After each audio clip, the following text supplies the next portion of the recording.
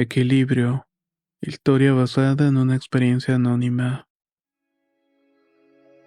A unos kilómetros del pueblo en el que vivo hay unas cuevas que se hicieron famosas porque hace mucho tiempo se encontraron semillas. También habían rastros de pinturas rupestres en su interior. Nos dijeron unos científicos que vinieron a estudiarlas que fueron ocupadas hace unos 10.000 años aproximadamente. Desde entonces son un lugar que nuestra comunidad cuida bastante. Intentamos protegerlas de actos de vandalismo o de gente desconocida que entre a hacer algo o pudiera dañar los restos que ahí se conservan. Mis tíos durante un tiempo se dedicó a llevar a personas del mismo pueblo o los que venían de otro sitio. Recorrían algunas de las zonas más importantes. Esto le ayudó a tener una entrada de dinero extra.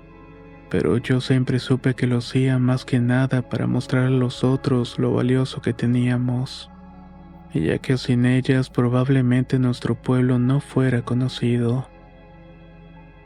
Yo apenas tengo 16 años, pero desde que era más pequeño me gustaba acompañar a mi tío en sus recorridos. Lo escuchaba contar a los visitantes lo importante de lo que ahí hubo o más bien hay. Tal vez en otro momento pueda ser yo el que guíe a estas personas por estos lugares, y de alguna manera también puedan apreciar lo que ahí se guarda. Adentrarse a una cueva es como entrar a una dimensión diferente del mundo, un lugar en el cual la luz desaparece y la temperatura cambia. Yo creo que por estas razones la gente piensa que son lugares donde la magia vive, espacios en los que la barrera que divide lo divino y lo humano desaparece. Lo pensaba desde hace bastante tiempo cuando empezamos a ser humanos, y lo siguen creyendo hasta el día de hoy. Porque en una de las subidas que hicimos con otro grupo de turistas empezamos a notar que las cosas dentro de las cuevas estaban diferentes. Al principio notábamos que algunas de las piedras aparecían desacomodadas o desalineadas, digamos que en un orden distinto al que antes le habíamos visto. Esto nos pareció extraño ya que casi nadie sube y entra en ellas, y quien lo hace necesita permiso de la comunidad así como lo hacemos nosotros. Aunque llamó nuestra atención, tampoco le dimos mucha importancia, ya que pudo tratarse de algún pequeño o un paseante. Tal vez en uno de los recorridos pudiera haber movido algo sin que nos diéramos cuenta. Pero conforme pasaron los días las cosas fueron cambiando cada vez más. Incluso la energía en esa cueva se sentía diferente, como un poco más pesada. Encontramos rastros de fuego en algunas partes del piso, huellas de animales, a veces como de cabra y otras veces de un ave que parecía una gallina. Nuestro abuelo nos contó que antes era común ir a estos lugares y que eran espacios sagrados no solamente hace miles de años.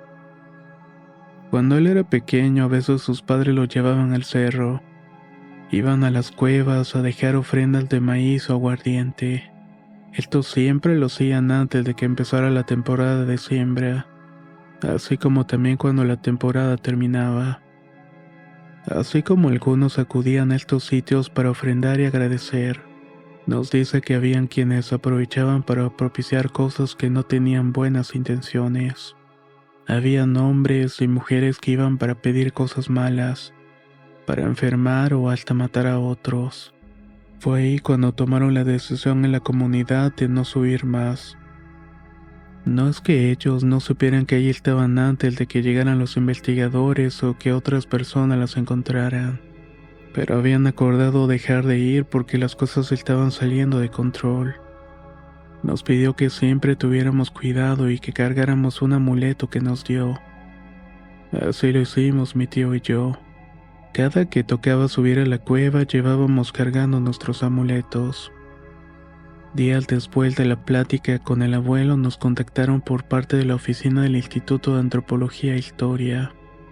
Aunque el territorio en el cual estaban las cuevas estaba bajo su protección, somos nosotros los que estábamos a cargo de su resguardo y del acceso a las personas que suben hasta allá.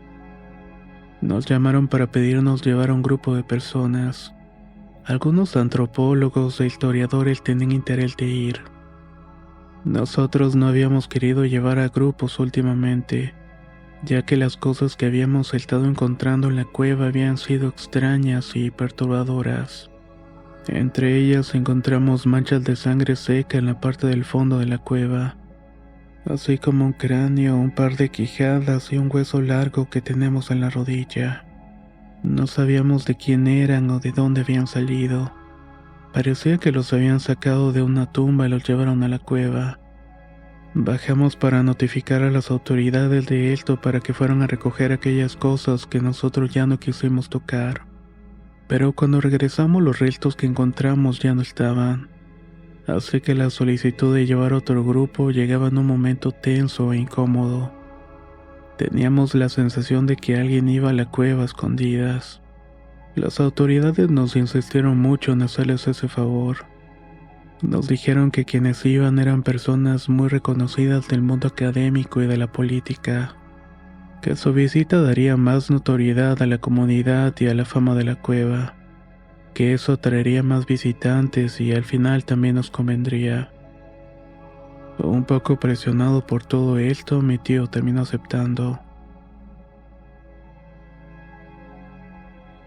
Después de que llegó el día de la famosa visita en la que hasta el presidente municipal iba a ir, las cosas comenzaron a ponerse complicadas, como si algo nos advirtiera de que no debíamos subir. Las cosas empezaron a ponerse complicadas, como si algo nos advirtiera de que era mejor que no subiéramos. Cuando íbamos saliendo de la casa, que fue muy temprano por la mañana, encontramos parte de la carretera cubierta de neblina. Era una neblina muy espesa que no dejaba mirar más allá de unos pocos metros que teníamos enfrente.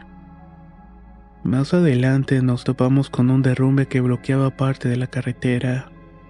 Cuando creíamos que esto ya era motivo para volver, uno de los hombres que nos acompañaba le pidió al chofer que buscara otra ruta, que no importaba si era una más larga. Dijo que tenía prometida una de las planas del periódico para el día siguiente, y por cualquier medio debíamos subir. A marchas forzadas logramos llegar al lugar y comenzamos a subir el camino que nos conducía a la cueva. Como lo solíamos hacer en otros recorridos, mi tío se fue encabezado al grupo. Yo me fui hasta atrás para cuidar que nadie se quedara o se cayera. Así lo hacíamos siempre que subíamos. No estoy seguro si mi mente lo inventaba o motivado por todo lo que estaba pasando días atrás, o si realmente estaba ocurriendo, pero en varias partes del camino sentía la presencia de alguien atrás de mí. Incluso me daba la impresión de escuchar pisadas o el ruido de las plantas como si alguien las moviera. Continuamos subiendo hasta que llegamos y una vez ahí, claro, para nosotros al menos se sentía un ambiente tenso en este. Para los demás, como no estaban familiarizados con el lugar, no había nada extraño. Mi tío se me quedaba viendo como preocupado, asegurándome y pidiéndome que aquello terminara lo más pronto posible. Un hombre que venía con el grupo junto con su esposa, ambos rubios y de estaturas altas, se acercaron a nosotros para hacernos algunas preguntas en lo poco que sabían de español. Nos preguntó sobre las formas que aparecían pintadas en ciertas partes de la cueva. Querían saber su significado y cómo lo habían hecho. Mientras intentábamos responder, escuchamos un grito muy fuerte que venía de una parte más adentro de la cueva. Corrimos hacia allá y nos dimos cuenta de que era una de las mujeres que había subido con nosotros. Estaba agachada, con las manos tapándose en los oídos. Tenía los ojos cerrados como si ocupara todas sus fuerzas en mantenerlos así. De alguna manera no quería ver el motivo que le había espantado. No paraba de gritar hasta que su cara estaba enrojecida. Un grupo de murciélagos salió volando del interior de la cueva. Como pudimos, tomamos a la mujer por los hombros y las manos para que saliera junto con nosotros.